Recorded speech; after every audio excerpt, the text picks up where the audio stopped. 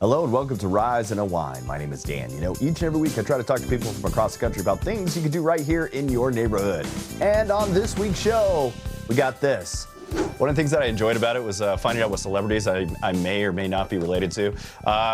Matthew Knowles, any celebrities you're related to? You! Hey, we're cousins. That's what's going on. We're cousins, bro.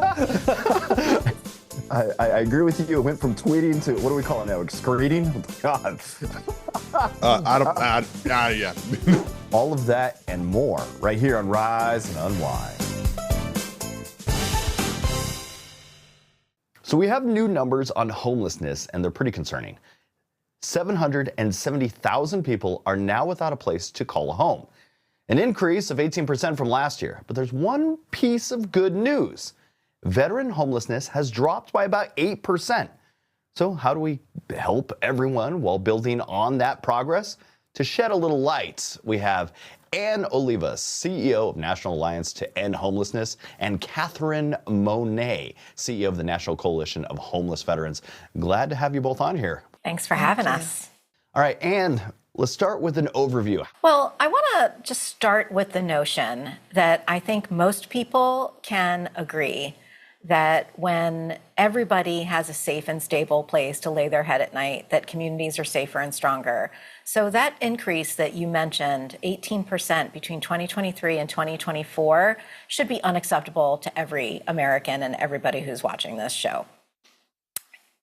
Largely, these increases are being driven by the fact that more and more people really just can't afford the rents. Rents have been skyrocketing nationwide, and more people are paying more of their income towards rent, and they fall into homelessness at a faster rate. So in the state of Florida, you all actually are below the national trend. Statewide, we saw a 2% increase between 2023 and 2024 across the state of Florida. But there is a lot of work to do because the housing situation, as you probably know, is pretty dire. There's a shortage of more than 435,000 units across the state of Florida for renters who are at the lowest incomes. And that shortage is really driving these homeless numbers. And Catherine, we're seeing a decline for veterans. What is driving that, and can it work across the board? So I think it's important to note that we have seen major declines in veteran homelessness since 2010, about a 55% decrease in the numbers that we're seeing on any given night, which is phenomenal. We are seeing that a lot of that decrease comes from federally funded programs that are out there in communities across the country doing this work day in and day out. When you dive into why these programs have been so successful, I think one of the biggest things we see is that a lot of folks have reoriented their response to focus in on housing as a final outcome for their program participants and to focus on supports and services that allow them to thrive and address any of the issues that, contributed to their becoming homeless. I do think that there has been a lot of bipartisan support at the national level, which is really translated into local level support and action and partnerships and collaboration that, we haven't ever seen before in this space. And I do think that that's very translatable. But ultimately, resourcing these programs is always a huge challenge. And because there's so much political will, it's less of a challenge for veterans than it is for the general population.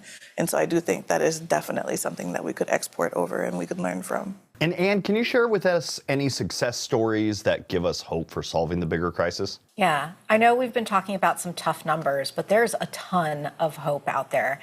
Catherine and I are really privileged to be able to travel all over the country and talk to communities who are doing good work, hard work in this area, getting people into housing every single day.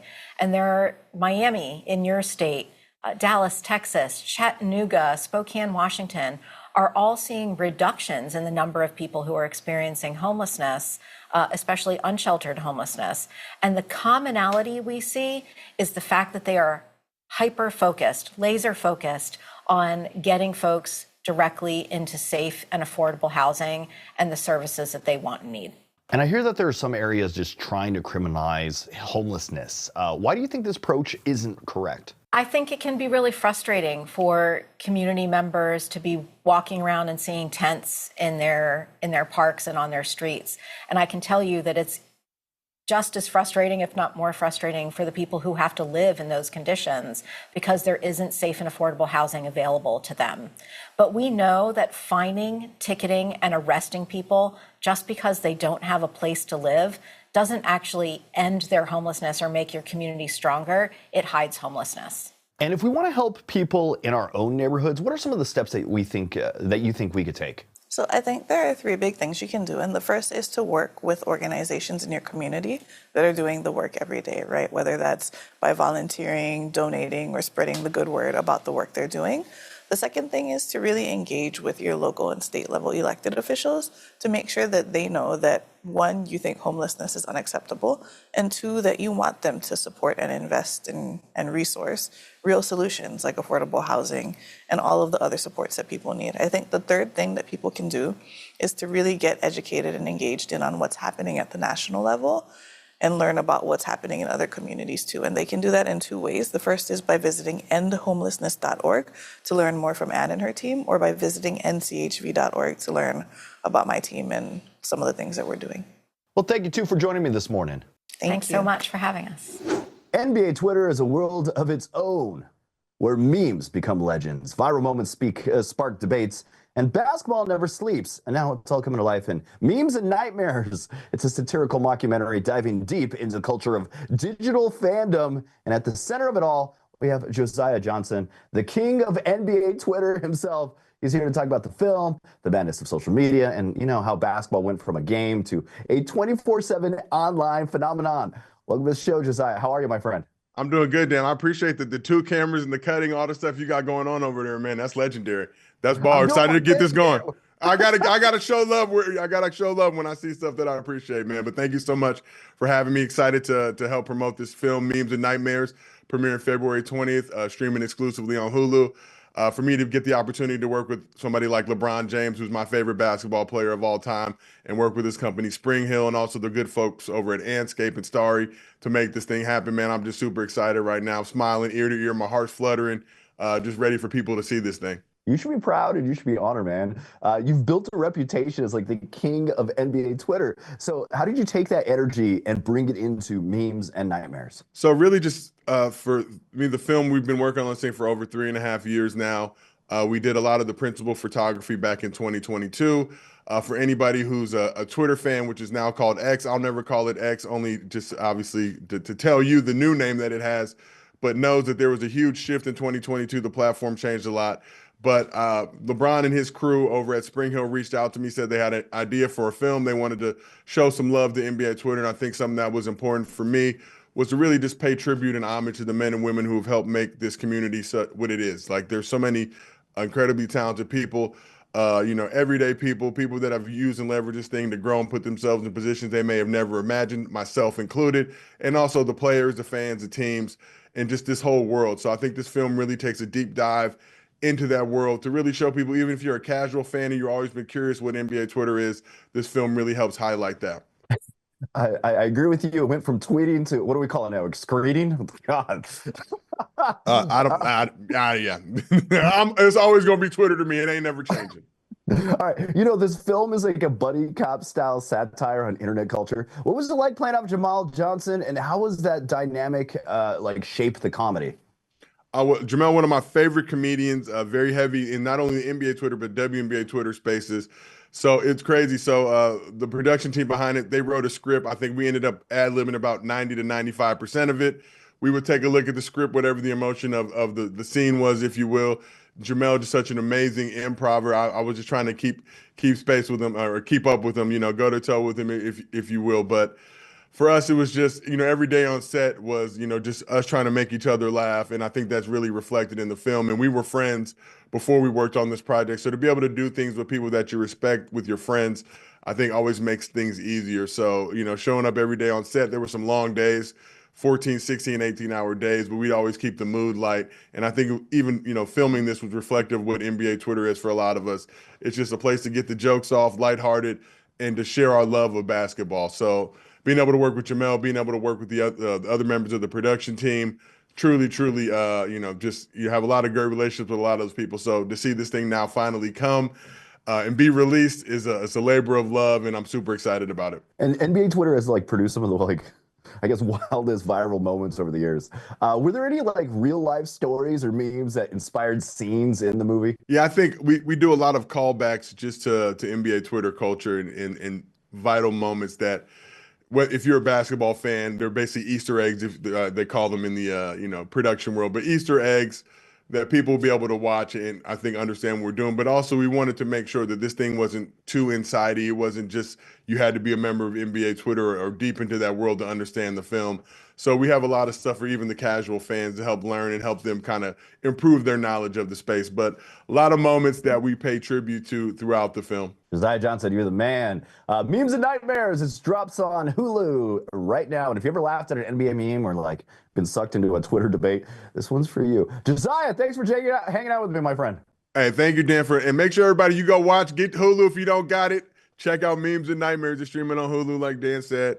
And help support me, help yourself learn about NBA Twitter. You're the man. Thank you, man. Appreciate it. We're in the middle of a rough season for respiratory illnesses. COVID-19 cases have tripled, hospitalizations are climbing, and experts are calling it a quad-demic, or a quad-demic, with multiple viruses hitting at once. And for those at higher risk, it's especially concerning. So how do we stay protected? Here to break it down is Dr. Donald Middleton, professor of family medicine at the University of Pittsburgh and vice president of family practice education at UPMC St. Margaret's. Good morning, doctor. How are you, my friend? Good morning, Dan. I'm very good, but I wish I had the Florida weather up here with us because it's cold. So the cold actually makes the viral situation even worse. Well, I'm glad. You're right. Well, I'm glad that's where we are. So that can help us out a little bit. But we're hearing the word, okay, I stumbled through it. The word quad-demic, what exactly does that mean? And how bad is it right now? Things are really bad, sadly. Last week in the emergency department here at St. Margaret, 30%, almost 1 out of 3 patients had flu. It's just peaked no end, and across the nation, it's doing the same thing. So the quad-demic refers to 3 respiratory viruses that are transmitted through cough and aerosolized particles. And those 3 are influenza, COVID, which never really went away. It just dropped in incidence, and RSV. And the COVID and influenza have come together at the same time in previous years. But RSV was late this year. It usually comes in the fall, and it showed up now. And that's the 3rd virus that's giving us all this upper respiratory problem and problems with pneumonia and hospitalizations. The 4th virus is called norovirus, N-O-R-O virus, and that's a gastrointestinal virus. And people are getting diarrhea and nausea and vomiting, but that is usually short-lived, only 3 days or so. The other viruses are sadly very dangerous, particularly for people who are over the age of 65. Because when you get vaccine, you don't produce as much antibody, and that makes it, sadly, as the antibody tapers off, makes it so you reach a point where you're non-immune more quickly. And additionally, people that age often have underlying medical conditions like diabetes or obesity or something like that, that makes them more at risk for having severe disease. Additionally, if you're young and you have diabetes or congestive heart failure or something like asthma, you are also at increased risk from these 3 viruses. So we really need to think about keeping up with vaccinations. So if someone got a COVID-19 shot in the fall, how do they know if they need another dose? If the COVID vaccine you got in the fall is the only one that counts, all the other COVID vaccines don't help with the current circulating form of COVID.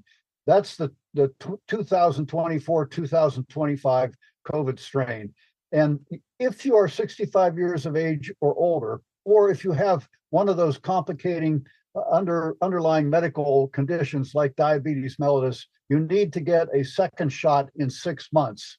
And that is now. If you got your shot in September, it's now February. It's time for you to go get another one. And some people might be wondering, why do we still need to update our COVID-19 vaccines? What makes them different from each season? This is a very difficult question, but the answer is it's not the same virus. It should have a new name every year. It changes all the time. It's made up of 18,000 pieces that shift around. And when antibodies you created to form A don't work for form B, and so you need to get a new vaccine. And that's true also of influenza.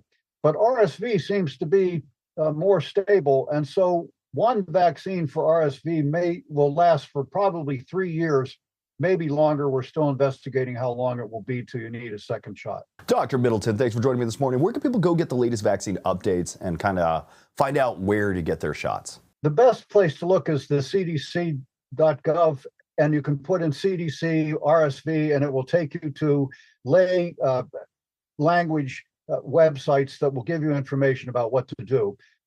Moderna, for whom I am speaking, actually has a great website as well and covers the Moderna vaccines, and that is foryouthandthem.com.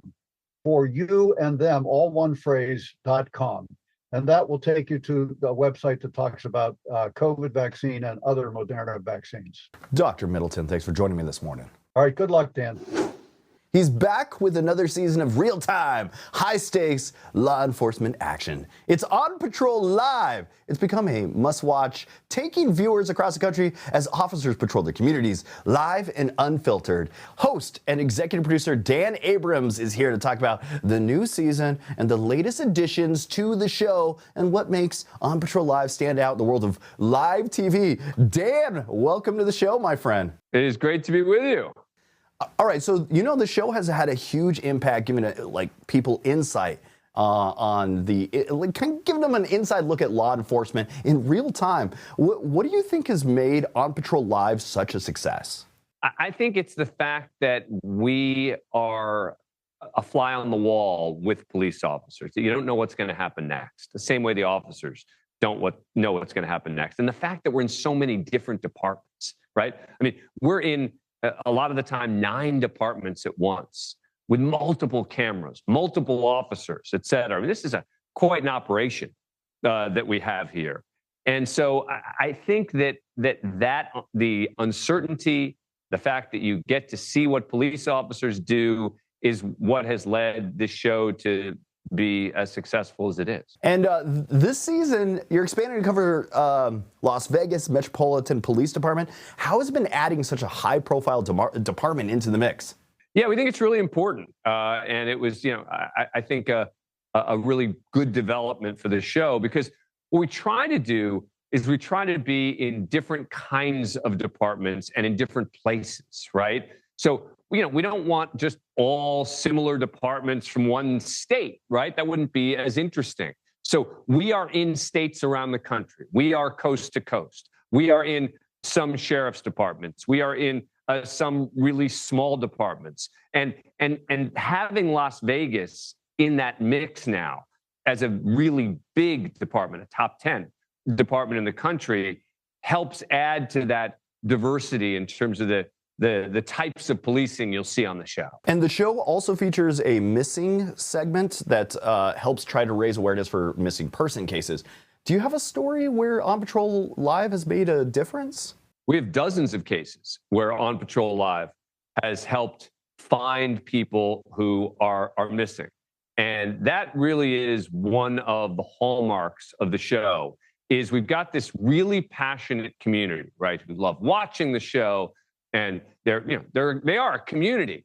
And yet, when we talk about the missing segment and about how they can help, man, they jump.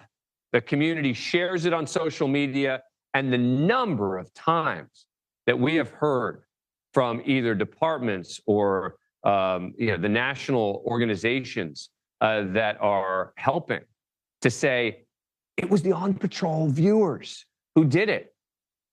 That makes this all worthwhile. Dan Abrams, I want to thank you for joining me. And I got to show all my love to Reelz Channel. That's kind of where I started doing this whole TV producing and all that stuff. So big love to everybody over at Reelz Channel too. So there you go, man.